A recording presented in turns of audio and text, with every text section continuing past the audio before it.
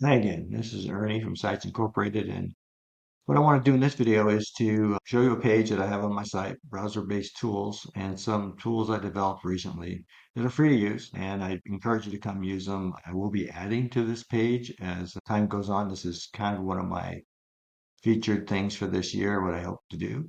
So let me show you what these three particular ones do. The first one is the website protection and downtime impact calculator. This is to help you determine, based upon the kind of sites you have and your revenue and the cost that you have, as to how much downtime or malware likely to impact you in a given year, to know whether or not you might want to have that monitored or take other actions to fix that potential problem. So what you do is you come into here and you pick the site type that you have. Let's just assume you just have a content site right now. Maybe it's making you $10,000 in monthly income and you're spending a fair amount in SEO or social spend. And so that's showing up as $4,000 maybe. What is it costing for your software? Most of this is what you see in plugin costs annually, also in what it costs you to host the site. And then what is it going to cost you if your site does go down? And the developer going to cost you to help you fix it, as well as what is your time worth because you're going to be involved in that process. And then last, this is kind of a number as to how much your site contributes to your income. So if it's 100% of your income, your internet income, then that's what you would put in here. If it's 70%, you would just go ahead and do that. So let's try that. Then down in here, how often do you update your plugins and your theme and your WordPress core? How what kind of backups do you have? Are they daily? Are they weekly? Are they monthly? Or you don't do any backups?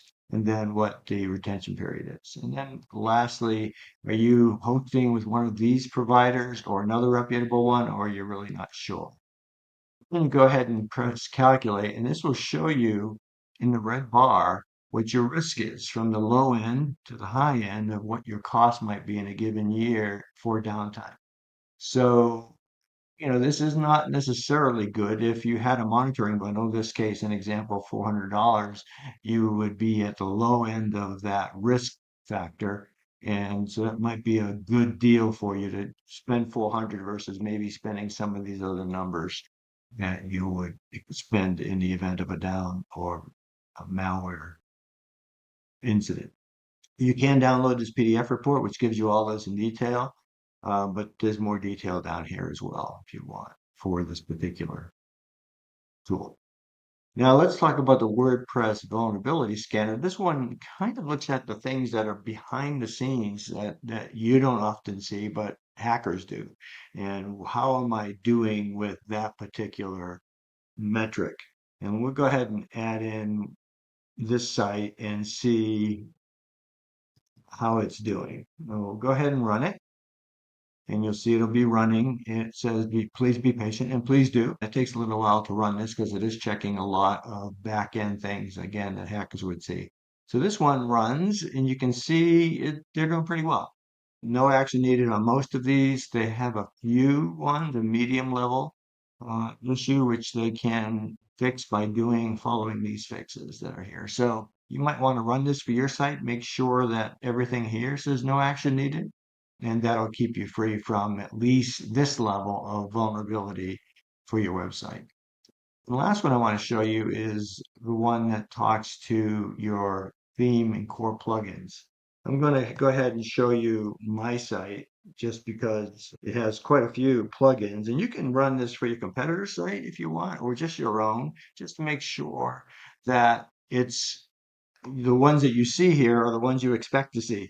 Sometimes you have plugins that you just don't use anymore, but they're still taking up valuable resources on your site. So you want to eliminate them. This gives you an idea of what those all are and the versions of them.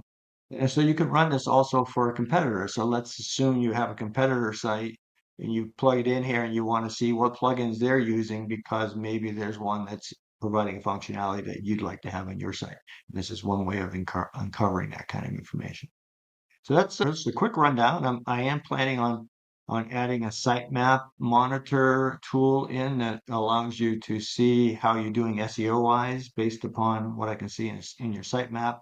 And there'll be a few other ones like an LLMS tool to help you create something for the LLM so the AIs can actually find your site and find the documents that you want them to add into their indexes.